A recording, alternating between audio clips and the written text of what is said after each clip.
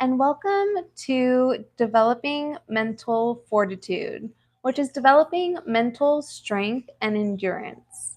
What I'm going to go over is how you can do this, steps that you can take, things that you can do, and ways that you can truly develop this so that way you can enrich your life. So, the first thing is to embrace discomfort. Growth happens outside your comfort zone. Seek challenges. This is something you may have heard me talking about before, about how growth only happens when you're uncomfortable. So, to embrace discomfort, growth lives in the unfamiliar. Discomfort is a sign you're expanding, not failing. So, oftentimes we think that in order to grow, it's okay to be in complete comfort, but being comfortable is kind of a growth killer at times. We want to really be able to push our boundaries and push our limits so that way we can really grow and really develop that mental fortitude. Do hard things daily. Build your tolerance for discomfort by choosing small, intentional challenges. All these little challenges and all these little things that you do are steps that you can take to develop mental fortitude, but also to kind of reestablish that even if you're not taking a huge leap, you can definitely take small steps in order to become stronger and have more endurance mentally.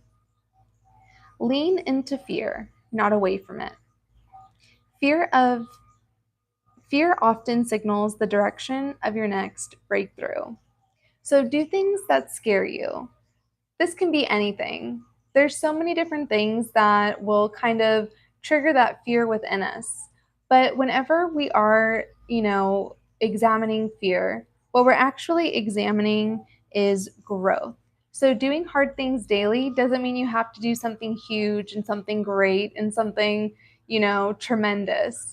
It just means small little tasks that are difficult and hard, but that are going to help you develop and grow. Get comfortable being uncomfortable. Progress doesn't feel good. It feels awkward, messy, and uncertain. How often have you felt like you're progressing, but at the same time, you've just felt like it was something super difficult? Maybe like starting a new job.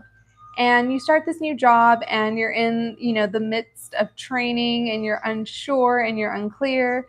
And when you're first starting off, it's something that feels very uncomfortable because you're learning something new or you're establishing something new. This can happen with pretty much anything. Um, it's not going to feel good. Sometimes it's going to feel awkward to make progress, but just know that you are progressing. It doesn't always feel good to make progress at all. It can be incredibly awkward and it can be incredibly challenging. But within that challenge comes that progress. That's what enables our growth. That's what really helps us to get to where we want to go. Reframe discomfort as data. Instead of resisting it, ask, what is this teaching me? So oftentimes we may see certain things as setbacks or certain things that can bring us down. But instead of seeing our setbacks as failures, we can really learn from them. We can really see that, hey, this is something I can grow from. What can I learn from this? Don't ever feel like a failure just because maybe you don't automatically succeed at something. All of these things take time. All of these things are learning opportunities. Falling down means you have the opportunity to get up gracefully. Discomfort builds resilience. Every time you push through, you prove to yourself that you can. So when you're pushing through things, when things are difficult, Benjamin, I see that you say that you feel like you fall. Falling happens, failing happens, but that doesn't mean that it's something to feel negative about. It's just an opportunity for growth. It's about reframing it and seeing it as something as a learning opportunity rather than seeing it as something to feel bad about yourself for or to feel shame about. So as you're building resilience, That means pushing through. That means continuing. That means going on even though something may feel difficult or something may feel uncomfortable. Embrace temporary pain for long-term strength. Choose the short-term struggle that leads to the long-term win. Sometimes I can't even read my own notes. So temporary pain, right? This is what happens with doing small things, especially when we're trying to develop that resilience. Doing these small things, these small tasks that may, feel mundane, that may feel so small, that may feel like, oh, like what's the point? This is worthless trying. No. Temporary pain will lead to long-term strength, especially when it's a whole bunch of little things that lead up to that long-term goal that you may have. It's just going ahead and going through it, digging through, getting past it, finding that within yourself, finding that resolve within yourself, which is definitely not easy. And you may think this is going to require motivation. No, it just requires will. It requires making the choices that you need to make in order to get to the life or to get to the goal that you have set for yourself that you want to attain, and remembering that goal and keeping it in mind. Your comfort zone is a cage. And I still can't read my writing. So, freedom lies on the other side of discomfort. Now, this is exceptionally true. Freedom does lie on the other side of discomfort. Being uncomfortable, again, this is something about growth. This is just something that comes along with growth. Learning new things, being in a different position. It can come with moving. It can come with getting a new job, as I used that example before. It can come with any type of change that is happening. You can learn and adapt to change and choose to see it as an opportunity rather than seeing it as something that is negative, seeing it as something that's going to tear you down, seeing it as something that is difficult. You can choose to see discomfort and change simply as teaching tools, simply as things that are going to help you get to where you want to go.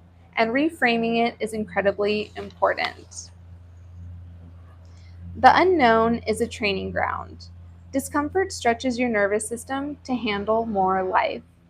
This is also incredibly true.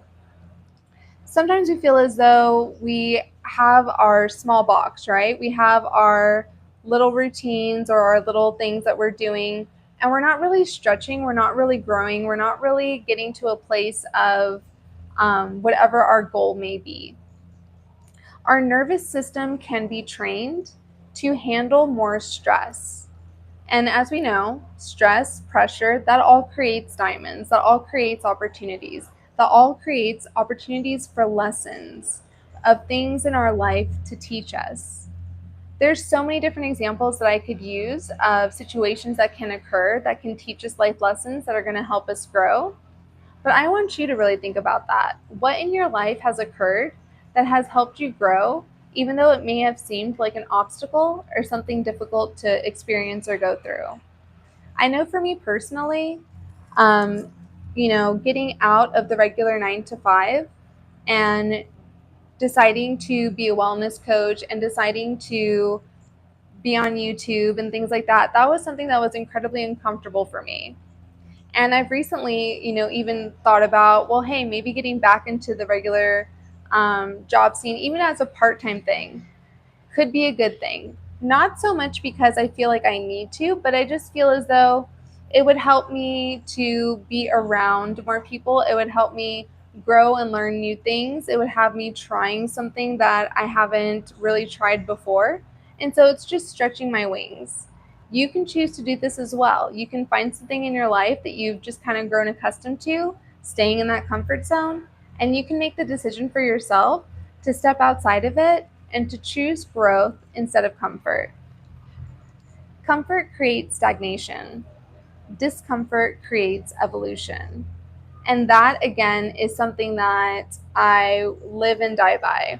There are times when I'm starting to get comfortable. There are times when I'm starting to get into a certain realm of, okay, and I see that I'm getting stagnant. I see that I'm not growing in the way that I want to grow. I'm not doing the things I want to do.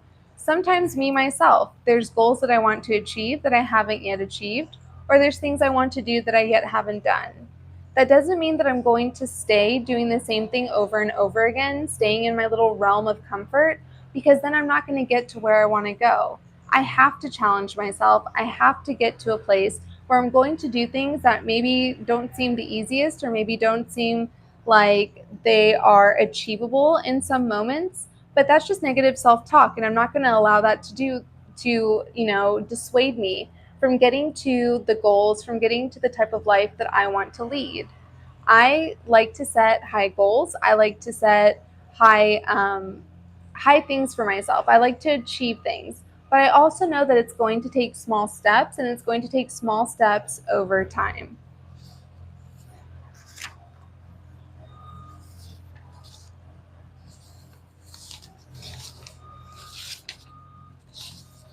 All right, I'm just getting lost in my notes for a second. Okay, stay consistent. Discipline beats motivation. Show up even when it's hard.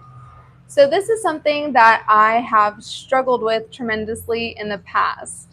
That consistency, that I'm going to do it even if I don't want to. This is something that is incredibly hard to develop for some people. For some people, it's not. For some people, this is just something that they do, it's just part of their life. Maybe they've endured struggles that you haven't endured, and that's what makes it a little bit easier for them. They don't have a choice. And that is what makes things so interesting to me. Is there's certain situations, and excuse me so much for all the noise that's occurring. There's some construction happening in this neighborhood, so there's a lot of outer noise. Hopefully the microphone isn't picking up too much of it, but if it is, that's what's going on. Saying that discipline beats motivation is something that I thought was just incredibly true for me and true for my clients, and it can definitely be true for you. You're not always going to feel motivated, and it's having that consistency, having that discipline to try to reach your goal daily is what's going to get you there.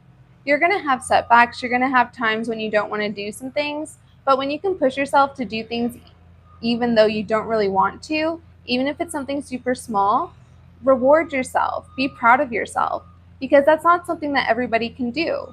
A lot of people prefer to stay in their comfort zone. A lot of people prefer to not change and not grow, or they prefer to kind of stay in that cycle, right? Doing the same things over and over, going in a circle, and not really getting anywhere because they're not willing to get into the uncomfortable. Master your self talk. This is so important. Replace doubt with empowering affirmations and truths. So, with this, and it is something that is really big, our self talk is so important. So, you become what you repeatedly tell yourself. Speak like someone who believes in their power. When you speak about yourself in a way that is powerful and magnetic, and when you're speaking about yourself in a positive light instead of allowing limiting beliefs to take you down, you are telling yourself, you are practicing that repetition of becoming stronger, of becoming more resilient, of becoming a better person.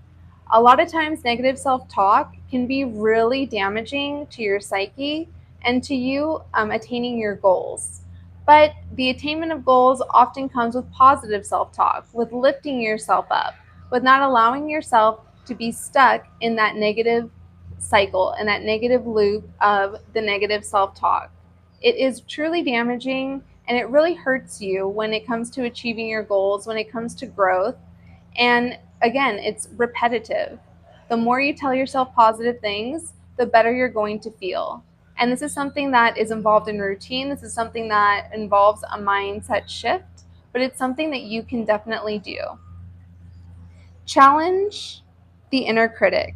Ask, would I speak to someone I love that way? So this is something that I ask myself a lot of times, especially I used to, not as much these days because I'm pretty good about positive self-talk and lifting myself up and not allowing, intrusive thoughts to get to me or the negativity to get to me, not allowing myself to fall prey to, oh, I, don't look a certain way, so that makes me a bad person, or, oh, I'm not behaving this certain way, so that makes me a bad person. That's not true, right? It's just taking these smaller steps to become better. It's challenging that inner critic. Would you talk to the person you love, to a person you love, the way that you're talking to yourself? It's such an important question to ask yourself. Self-love is so important. It's so important to really becoming the best version of yourself, the most authentic version of yourself. Having that self-love, practicing self-care, but really loving yourself. Will you decide today to take the step of always talking to yourself with love, as always talking to yourself as if you're talking to somebody you love, somebody else? Will you take that step? Because if you can, you are on the pathway, you are on the track to becoming the best version of yourself, to really learning and understanding what love is. Because in my opinion, you have to love yourself first before you can truly love other people. And that's a step that is often missed. We can often say that we love another person, but when you don't love yourself, it's very difficult to practice love for other people. Name your negative patterns. Awareness is the first step to rewiring them. So, this is something that takes accountability, right?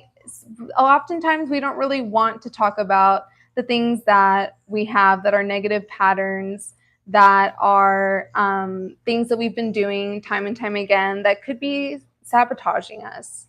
We are often the ones that are sabotaging ourselves. It's not that other people are sabotaging us. And that's something that I really want you to think about, because it all comes from you. It's intrinsic. It comes from you. When you decide to stop self-sabotaging, you're going to learn the freedom of not worrying about what other people think and not blaming others.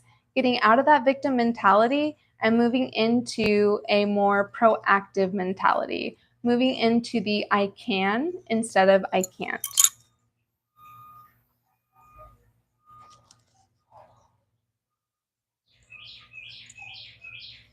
Speak from your higher self, not your wounded self. Choose wisdom over woundedness. So I thought this was incredibly poignant because, again, this is kind of talking about, or what I meant by this was coming from not a victim mentality. When we're coming from a victim mentality, it's always woe is me. It's always blaming others, blaming situations, blaming things that may or may not be in our control. It may be out of our control, but it's choosing to blame these other things and choosing to be a victim, choosing the woe is me, choosing to be sad all the time, or choosing to beat ourselves up all the time for not being where we think we should be. But when we're constantly in this victim mentality, we are giving away our power to the people that we think we should blame. When we are in that space, it is incredibly negative. It's not going to help you. And when you're constantly a victim, again, that can be something that's repetitive. It can be something that you've learned. It can be a coping mechanism for you, so that way you don't have to take responsibility for your actions. And that's something that's difficult for anybody to do. Taking responsibility for your actions, for the choices you make or you don't make, that's something that not everybody wants to take inventory of. That's something that not everybody wants to really think about. But it is super important to get out of the victim mentality, to get out of, oh, it's everybody else's fault, it's because of this, it's because of that, having all these different excuses, instead of just taking the accountability yourself of understanding that, hey, I have the power to change this. Knowing that you have that power is such a big tool. It's one of the biggest tools that you can possibly possess. Knowing that you have the power to control your actions and your choices, and to try and see how those choices and actions have led you to where you are today, whether that's in a positive way or in a negative way. Taking accountability, choosing to see, hey, this is something that I am doing or that I'm in control of, and getting out of the victim mentality of blaming other people, blaming the situations, blaming pretty much anything we can. This is something that is a very human experience, right? Not wanting to take ownership, not wanting to be like, oh shit, I am in control of these things that I'm doing, or I am in control of the way that I think, or I am in control of the way that I'm perceiving things. and understanding that we do make these choices. We do get into these patterns of negativity, and it's not easy to get out of it, especially if you've been doing it for a long time. But I can tell you from experience that I have learned so much. I have grown so much, and so have my clients, from choosing to take accountability and choosing to see that our actions are controllable. We are the ones that are in control of our ship. We may not be in control of situations and we may not be in control of other people, but we can definitely be in control of ourselves. Words shape reality. Every thought you reinforce becomes a brick in your mental foundation. So, the way that we think is going to really say a lot about the person that we are. Everything that we think, the words that we're using, our language, right? Just our language alone, the way that we speak, these are foundational bricks for mental fortitude or for mental failure. For seeing ourselves again as that victim or seeing ourselves as someone that's not capable of achieving the things that we want to achieve. When we're able to understand that our language is so important, the way that we are choosing to use our language, right? If we're constantly in a limiting belief or if we're constantly in a negative self-talk kind of position, we're not going to get to where we want to go. Because what we're doing is we're limiting our opportunities by choosing to be in that negative self-talk, by choosing to speak ill of ourselves, by not understanding that the language that we're using is a foundational brick. It is so important for our mental health. It is so important for getting to where you want to go. It is so important for so many different things. Our language drives us. Our language creates our mind. So really think about that. Are we constantly saying, I can't do this, I'm unable to do this? Are we constantly thinking negatively? Are we constantly thinking like, oh, this is impossible? Are we framing things in a negative light at all times? Because that is, again, falling into that victim status. That's falling again into the things that are going to only hurt us rather than help us grow, help us achieve the things that we want to achieve, help us get to that place that we want to get to of self-love, self-acceptance, and attaining our goals. Silence the what ifs with even ifs. Shift from fear-based thinking to empowered resilience. So fear is something that is going to come with change, that is going to come with any type of evolution, that is going to come with pretty much anything. But when we have fear-based thinking, what's occurring is that we are shutting down our opportunities, we are shutting down the growth, we are shutting down so many things, and we're limiting ourselves because we're coming from a place of fear-based thinking. Now, it's totally natural and normal to have a little bit of fear when it comes to changing things, when it comes to engaging in things that are going to be better for us, when it comes to making these fundamental changes for our mental health, for ourselves, because we do want to have that self-love. So making changes, yes, it can be something that's fearful, but having fear-based thinking is where we can really fall off track and get to a place of nowhere, right? Not making any type of growth, not making any type of sustainable positivity that is going to be implemented and help us get to the place that we want to go, whatever that place may be for you. Interrupt spirals early. The longer negative self-talk runs, the deeper it roots.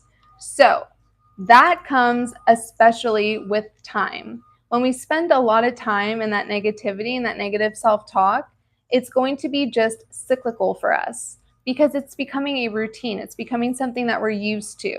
And it's so funny that people get comfortable with pain sometimes.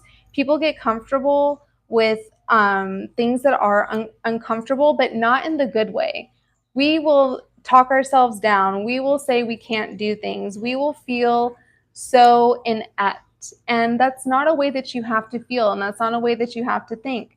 Speaking to yourself with love, coming from a place of positive self-talk, of thinking, hey, this isn't just an opportunity. This is something that I can do. This is something that is achievable. Having those affirmations ready to go. having all these things ready for you in order to gain that resilience, in order for you to gain that strength, gain that mental endurance, in order to achieve whatever it is you want to achieve. Regulating doesn't mean numbing. It means choosing a conscious, empowered response. So this really struck home for me when I wrote it down. Regulating doesn't mean numbing.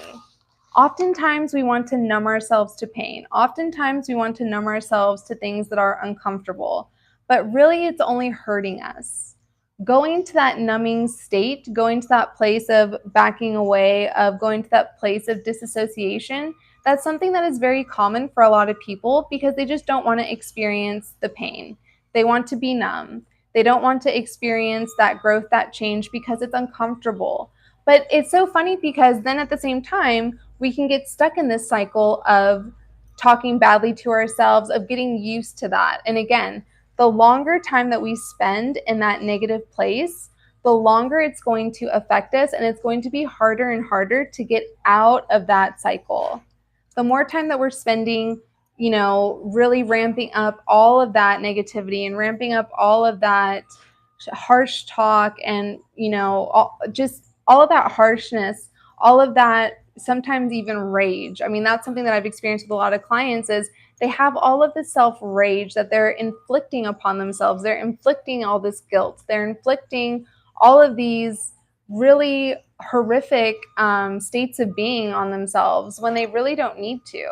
Sometimes maybe you just need somebody to talk to. Sometimes maybe you just do need a coach, right? That's what I do.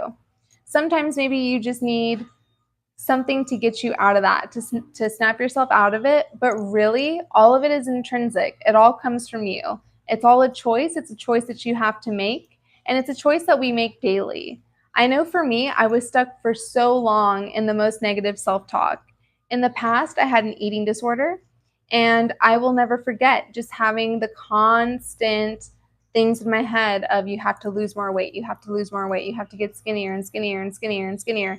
And I got down to 80 pounds and I still didn't feel like I was skinny enough. I still didn't feel, I had no self-worth. I had no self-esteem. I was just stuck in this really negative space. And I use that eating disorder example because I will never forget how negatively I talked about myself, how negatively and how much I beat myself up. And there's a lot of people right now that are beating themselves up, that are just stuck there, that don't know how to get out of it. And that's why I'm listing and talking about all of these things that you can do to develop that mental fortitude, because developing mental fortitude is going to get you out, is going to get you out of that realm. It's going to move you to new things that are going to really be so much better for you, so much healthier for you, and are going to lead you to a lot more happiness, right?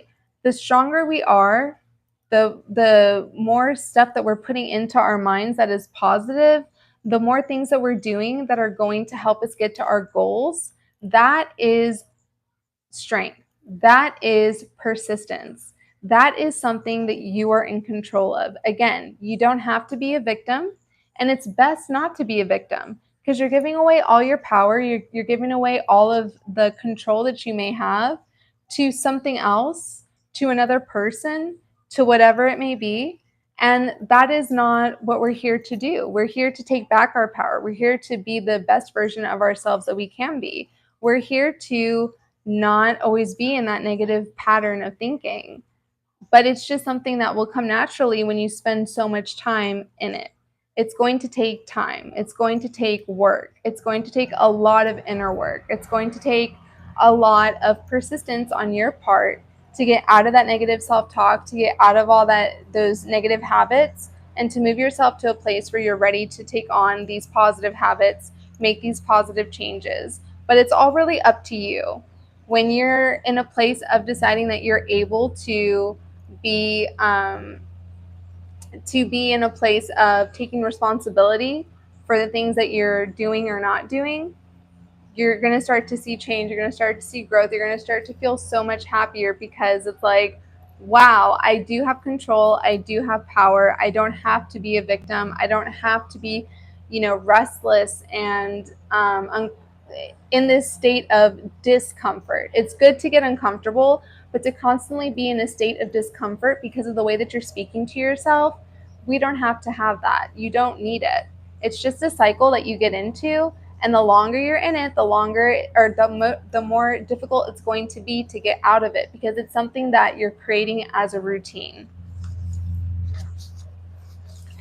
Okay, let me get back into my notes. Okay, so focus on what you can control. Let go of the rest to conserve energy and clarity. So something I always talk about is our three main things, right? So that is our energy, our money, and our time. Those are our three greatest resources. So we want to conserve them. We especially want to conserve our energy. We want to be able to stay on focusing on what we're able to control. And what really all that boils down to is you're really only able to control yourself. We aren't in a place where we can control situations or other people. Sometimes things are just going to happen that are out of your control, but what is in your control is the way that you respond or react to things, the way that you handle things. That is something that comes from you. That is something that is within your control. And when you understand that and really envelop that and really choose to decide, oh, okay, I see it now. I understand now that I am in control of the things that I do, of the ways that I present myself, of the ways that I respond to things. That's when you start to see, okay, there is a place for me here. I am able to be in a state of happiness. I am able to grow. I am able to have that strength and resilience because I am understanding that this is all on me, right? Again, we have to understand what we can control. We can only control ourselves. We can't control other people. We can't control certain situations, but we can control the way that we react and respond to other things and to other people. Develop emotional regulation. Learn to pause, process, and respond instead of react. So, emotional regulation is something that is sometimes very difficult for people. Oftentimes, when something happens, we want to be reactionary. When we have those triggers, we sometimes just want to kind of step back and numb ourselves, run away, or we want to respond and react with some harshness, negativity, things that we don't need to be in the sphere of. So it's totally okay to feel your feelings. And that's absolutely something that's important. You want to be able to release your feelings. So it's okay to feel them without becoming them.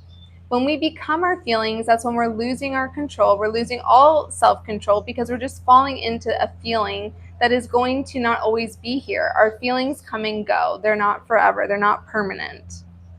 Emotions are messengers, not masters. Now, when I wrote that down, I was like, wow, okay, that really helped me even today, right? There's certain times when I will get a little bit more emotional or I'll feel, certain feelings very strongly. But that doesn't mean that I'm going to react in a negative way. That doesn't mean that I'm going to respond in a negative way. I understand that these feelings and emotions do not have to control me. This has helped my clients so much. They're starting to see and to understand, and they have already seen and understood that their emotions are fleeting. Their feelings are fleeting. You're not going to have the same emotion or feeling forever. Everything is temporary. Everything is another opportunity to grow and to change. Everything is just something that you can choose to see instead of as an optical illusions. But it's kind of like that, right? Having these illusions, these, covers, these perceptions that are so inaccurate that we don't have to have.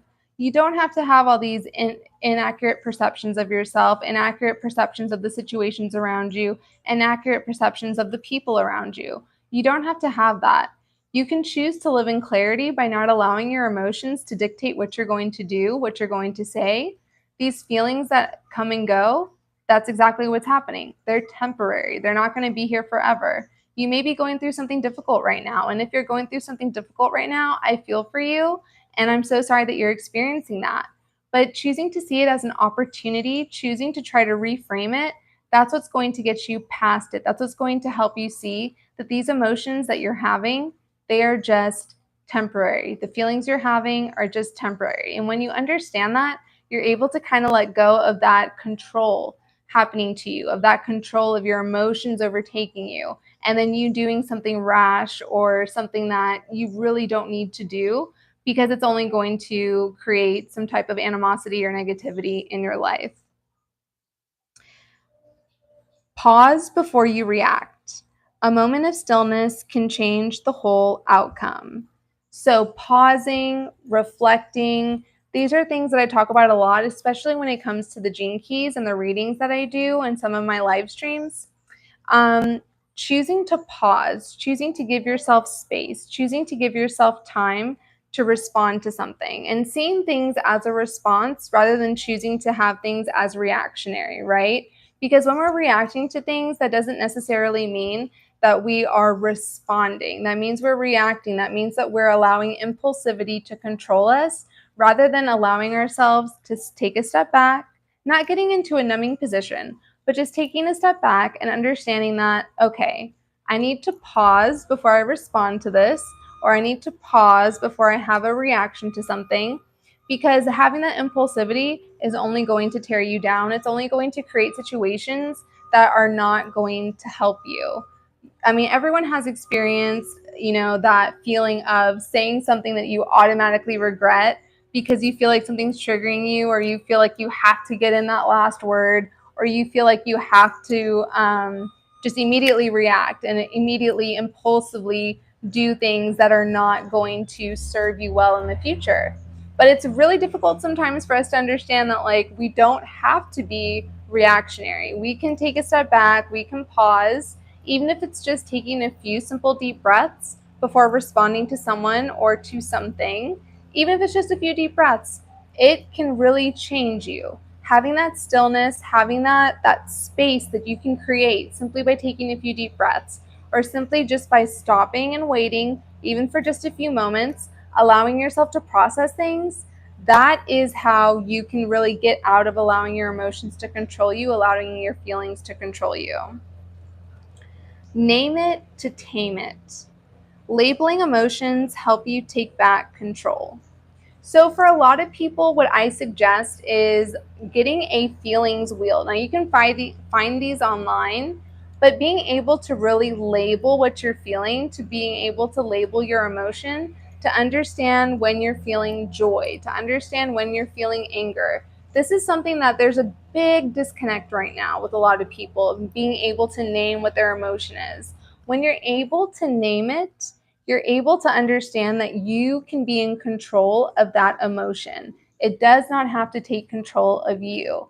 And this is something that can really be comforting to people, right? It's okay, let me know and understand what emotion it is that I am experiencing in this moment and allow myself to understand that this does not have to control me.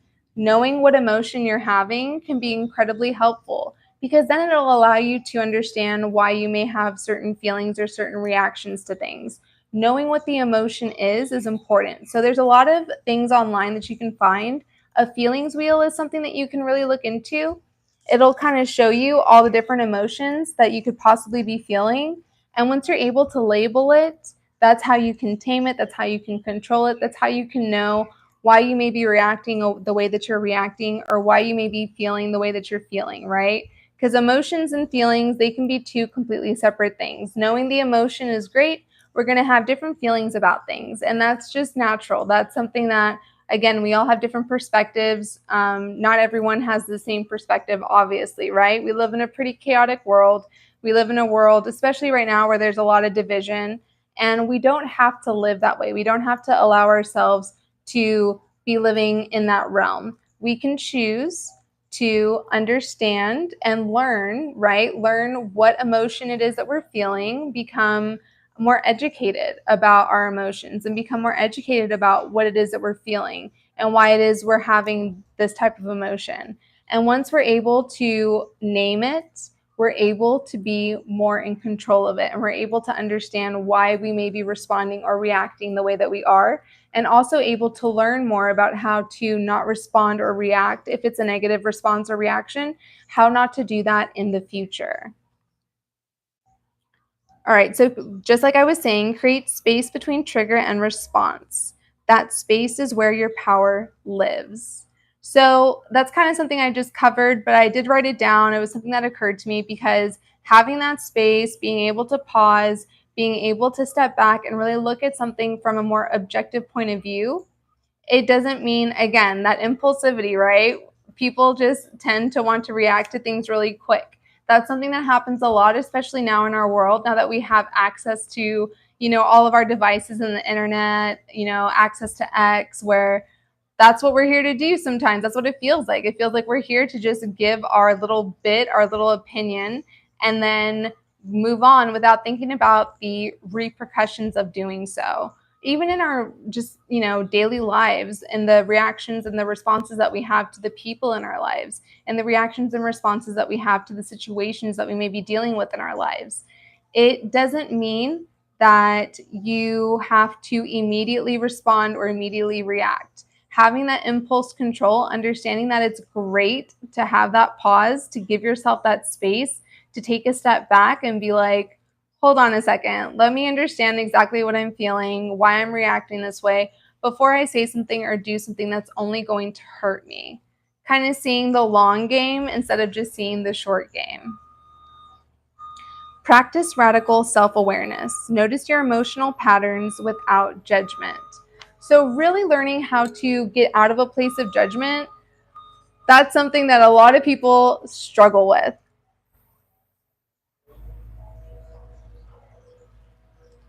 Once I made the decision to stop judging myself for everything that I was doing, but instead to come. Oh, I came back. Okay. I came back. My screen's back on. Great. I didn't want to have to cut out when I wasn't done yet. It's just my screen totally went black, and I was like, oh no, I'm going to be done, and I don't want to be done because I have more to say on this. So noticing our emotional patterns without judgment is something that is incredibly important, right? When we're coming from a place of judgment, we're coming from a place of harshness. We're coming from a place of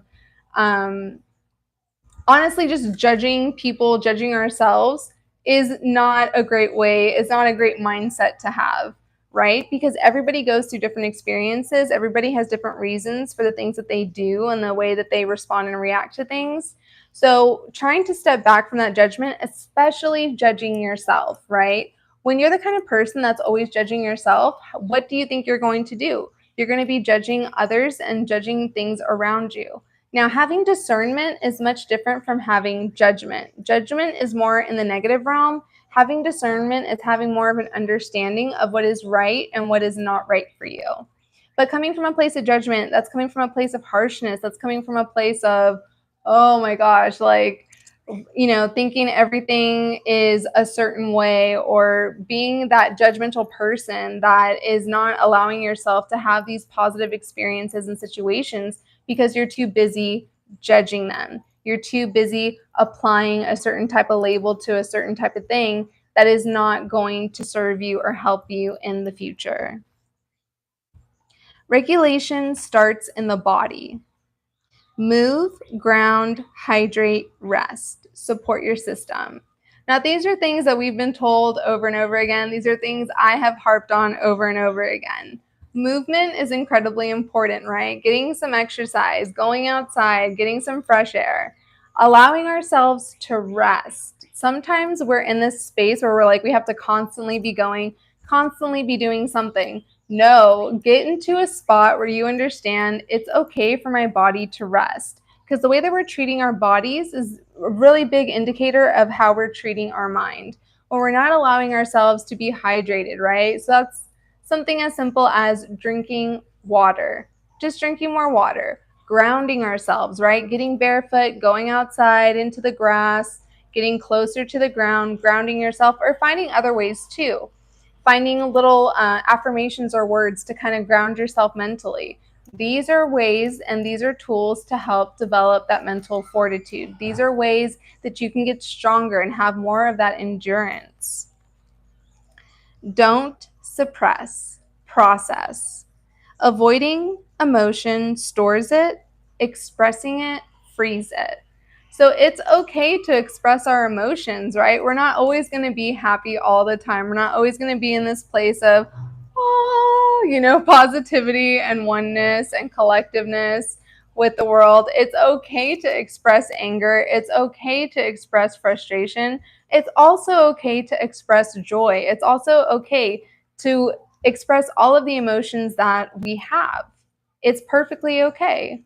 It's okay for things to not be perfect, right? Getting away from perfectionism, getting away from feeling like we have to always be this super positive, person. We're not always going to feel super happy. We're not always going to be super up. We're not always going to feel these things because what's going on is everything is temporary. Our emotions, our feelings, they are all temporary. So process these feelings, process your emotions, allow yourself to really contemplate and think about the way that you're feeling, the emotions that you're having. Allow yourself to do that rather than suppressing it. It's just like I talk about with my yoga live streams and videos. A lot of times when we're suppressing things, we're going to carry it in our body. And oftentimes where this happens is we have it in our hips. So in a lot of my yoga videos, what I do is I have a lot of poses and a lot of things to release things from our hips because oftentimes that's where we're storing a lot of our feelings. Or that feeling that you get, that panicky feeling in your chest when you kind of feel like you can't move or you can't breathe. Again, that's us storing certain feelings and emotions because we are suppressing them instead of expressing them. It is always okay to express emotions and to express our feelings.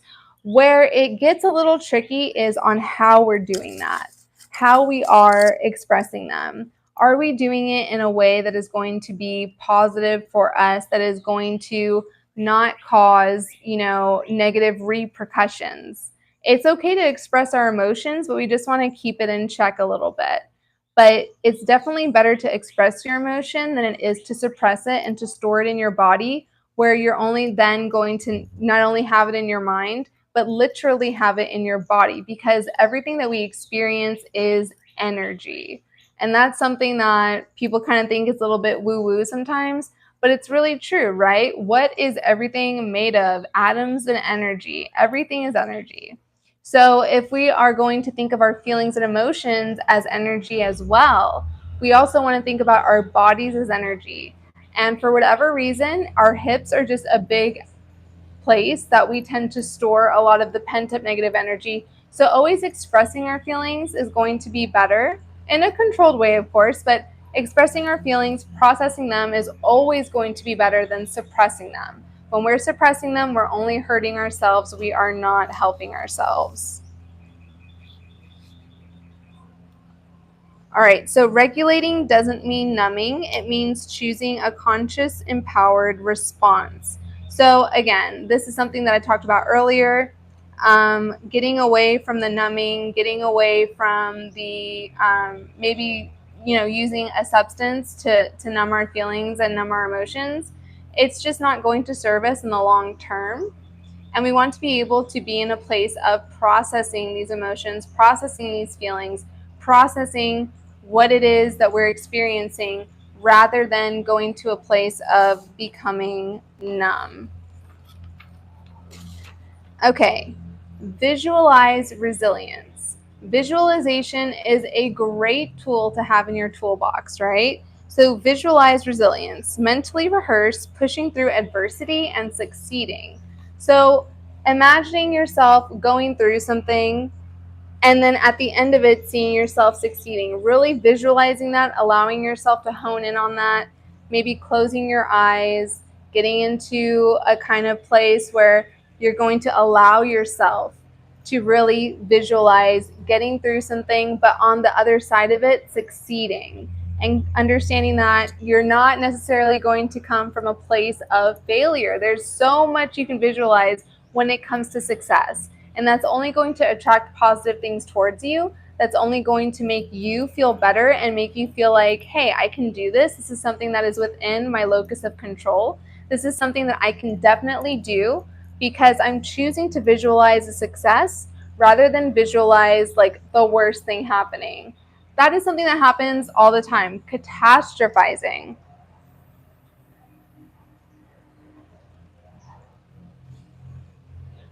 When we're catastrophizing, we are not serving anyone or anything. It's limiting our ability to be in a better place. Catastrophizing, thinking that everything's going to turn out to be a failure, that's a lot of black and white thinking that we don't have to have. So many things are in the gray, and that's something that I really want to hone in on.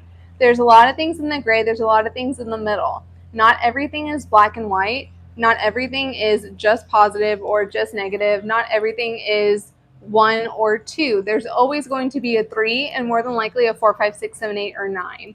There's always going to be a multitude of things that you can choose to see and visualize. But what I want you to try to do is visualize going through whatever it is that you need to go through, but seeing success on the other side, seeing something great for yourself on the other side. When you're visualizing this, you're going to be attracting it to happen.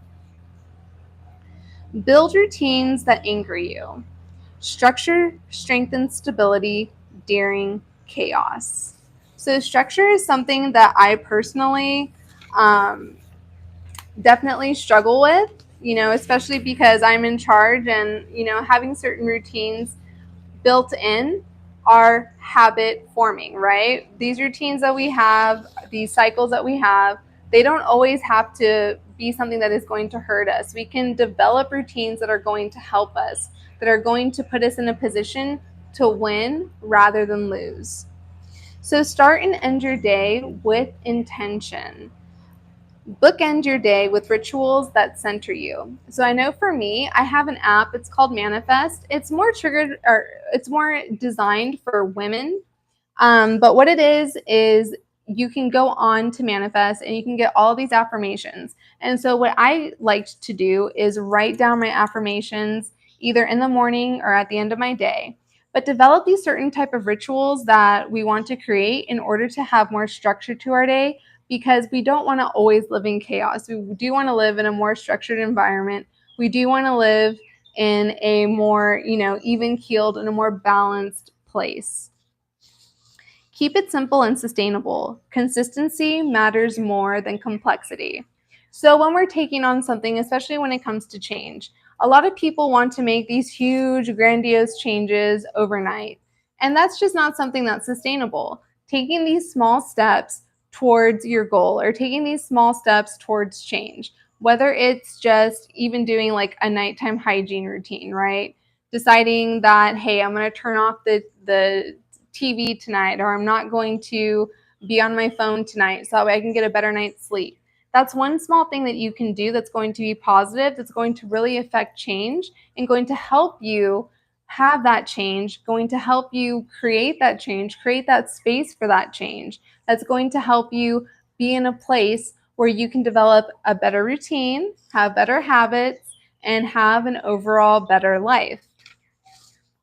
Design your routine around your values. Let it reflect what truly matters to you.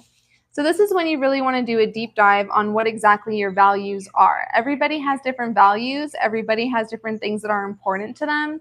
So really trying to structure your routines around what's important to you, around what your values are, that's really setting yourself up for success. Use rituals to ground your nervous system. Structure creates safety for the mind and body.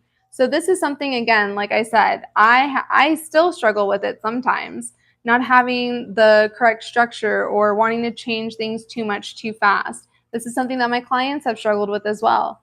But choosing to take the smaller steps, or choosing to not frame things as like they have to be chaotic because we're living in a fast-paced world. No, we always have the opportunity, we always have the choice to pause and reflect, to take a step back, to slow down, and we always have the choice to do that in order to get us into a better place. Thank you so much for the like. I appreciate that. Let your routine evolve with you. What anchors you now may shift as you grow. So again, I have all my notes right here. I was just like in a place where I was writing down all these things because I was like, oh, this is going to be so important for this. So allowing your routine to change, that doesn't mean you have to have the exact same routine every single day, right? But having some type of structure is going to be so important for getting you to the places that you want to go. Structure is just something that's really important for our minds and our bodies. It's something that really helps us create these more positive habits, these more positive ways of being. That structure is important. And again, it doesn't have to be the same exact thing every single day, but having an overall structure that resonates on a daily basis, maybe not doing the exact same habits and routines, but having the overall structure, having the overall time frame of doing things at a certain time, depending on the way that our body is responding, depending on how clear our mind is, and kind of structuring things, the things that we do, to be based on the way that we kind of are right now. Now, our routines are going to shift as we grow. We're going to be able to take on more challenges. We're going to be able to do more things that scare us and do more things that put us in that uncomfortability zone. But even having that being a part of our routine is something that's going to really foster growth so much faster. And it's really going to help us be able to succeed in doing the things that we want to do and being the person that we really want to be. Build in moments of stillness. Even 5 minutes of quiet can realign your energy. So, what I love about Richard Rudd and the Gene Keys is he has this app called Triple Flame, and it's all about taking pauses. You can go on that app and you can choose the length of time that you want to be in a pause. You can also choose the music you would like to listen to. It's very relaxing. It's not anything that's crazy. Or you can even just set a timer on your phone if you would like, and setting that timer to have those minutes of quiet. Turning off electronics, even just like the lights in your room, going into a place of just total darkness, giving yourself 5 minutes of rest, of that restoration that we really need, that we really crave, but we're just not used to because everything is on all the time, right? We always have the lights on, or we have our TV on, or we have a sound on. Giving ourselves the opportunity to kind of cut through that, even for just 5 minutes, it can really help you regulate your system. It's going to help you regulate your nervous system. It's going to help you shut down all these constant dopamine hits that we're getting. And then towards the end of the day, we're unable to really get the dopamine that we need because we've wasted it on scrolling on our phone or on being in places where we're not having natural light, where we're having things constantly on. It all does take a toll on us mentally, even if we don't acknowledge it or know it. So getting into a place where we can just be in stillness, being quiet, even sometimes being in complete darkness for just 5 minutes can really help restore us and make us feel a lot better and make us feel a lot more connected to ourselves, mind, body, spirit, all of it. Okay, make time for what fuels you. Prioritize habits that recharge your body, mind, and spirit. So those habits for me are things like doing affirmations, working out, doing yoga, getting on the treadmill, trying to eat correctly. After this, I'm actually going to make a smoothie, and I have a video on this on my lunch smoothie that I like to make. Well, I'm going to do it for dinner tonight. And it's just it's spinach, berries, a banana, almond milk, and ice, and sometimes a few other things depending on what I have in my refrigerator. But it's creating this smoothie. It's having this habit of, okay, this is something that feels good for me. This is something that is going to help me nutritionally. So I'm helping my body. When I'm helping my body and thinking more clear, it's going to help me think more clearly. Having a clearer body is having a clearer mind. Just like decluttering and doing things like that, not living in chaos, that is incredibly helpful as well. Track what works, release what doesn't. Audit your routine like a ritual of self-respect. So paying attention to the way that you're feeling or the way that you're responding or reacting to things and knowing what's in your locus of control, right?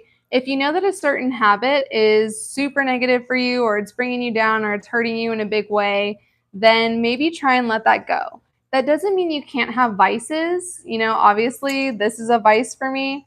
It doesn't mean that you can't have vices. It just means to try to limit it, right? Everything in moderation. So yes, you can have a vice, and I've said this numerous occasions, but everything in moderation. You don't have to go balls to the wall with things that are, ultimately not the most positive for your body and for your mind and for, the entirety of yourself. All right, what else? I'm getting all confused on my notes. Okay. Track what works, release what doesn't. I talked about that. Don't wait for motivation. Trust the rhythm. Your routine becomes your momentum. So, if we have a routine that is not working for us, then what we can choose to do is let go of the certain components that aren't working for us, that aren't serving us right now. We can choose to let those things go and make room and make space for things that are actually going to help us, that are actually going to be more beneficial for us. Your routine is your daily vote for the life you're building. Make it count. Okay? So everything is a small step. Everything is a building block to the life that you want, to the person you want to become, to the things you want to do, to the places you want to see. Everything is a building block for that. All right, learn from failure, view setbacks as feedback, not defeat. Also, seeing things as opportunities, seeing certain failures as just an opportunity to learn and to grow from. Surround yourself with strength. Choose mentors, friends, and content that reflect resilience. So there's someone on YouTube that I love to watch. Her name is Alexis, but on YouTube, it's if you want to find her, it's spelled AWWLEXIS. And she creates just the most incredible content. She's someone I like to listen to. I haven't listened to her in a long time. But when we're really fueling our minds, when we're really thinking about what we're watching, what we're consuming, it's not only about food, it's not only about hydrating ourselves, but our content is what's really going to be important.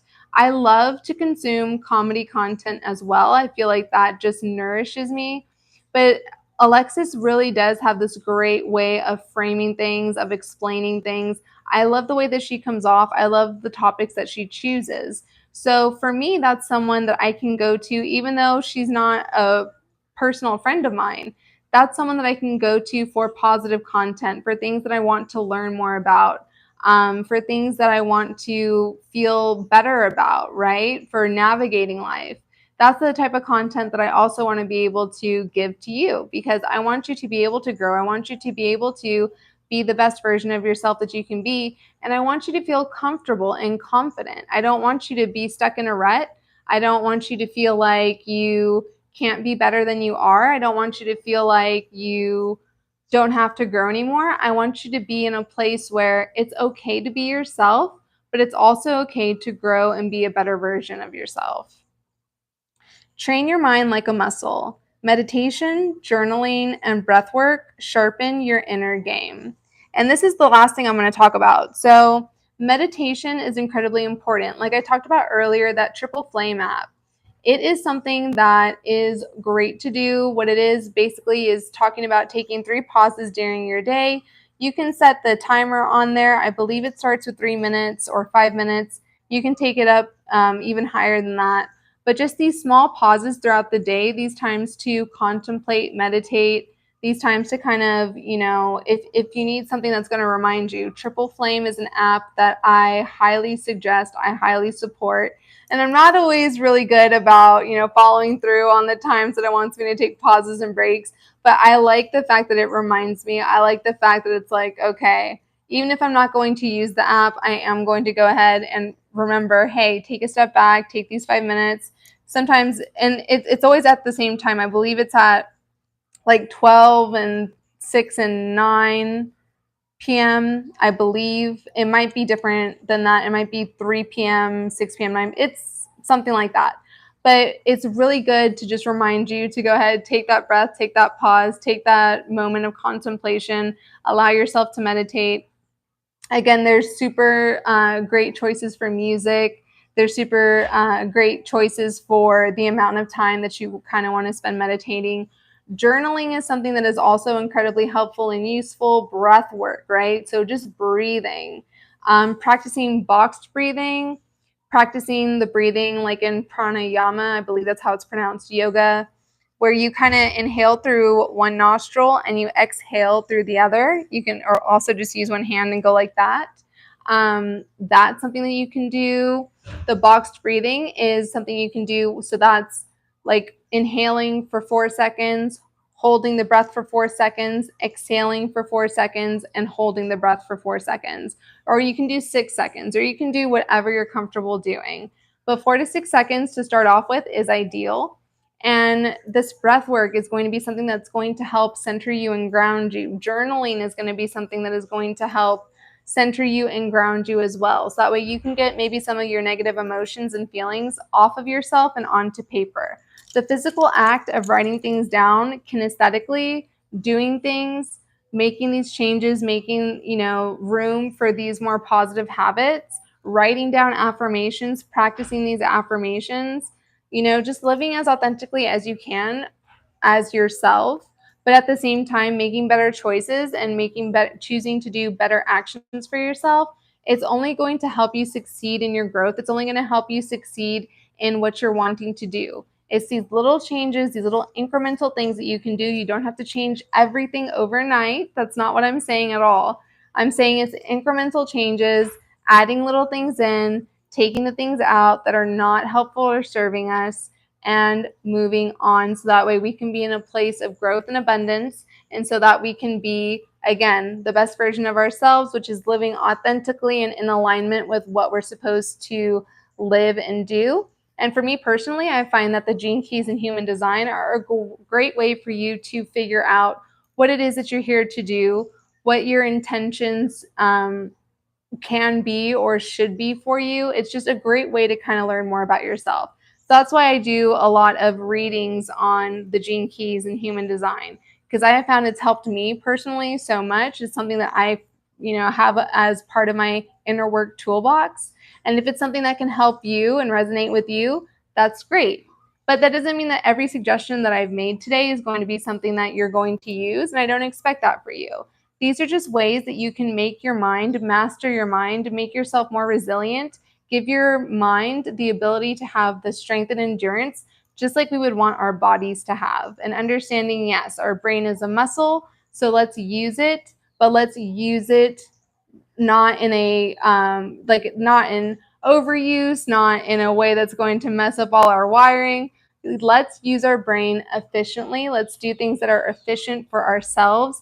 Let's make these changes, choose the habits that are going to be productive for us, and remove the ones that are not going to be productive, paying attention to how our bodies and how our emotions are changing with certain things that we're doing, with certain habits that we have, creating a routine that's going to work best for us. So that's kind of what was covered in today's live stream. Thank you so much for joining me. I hope this was helpful for you.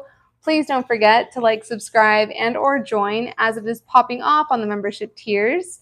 Again, thank you so much for joining me, and I'll see you on the next live stream or video. Be well, stay well.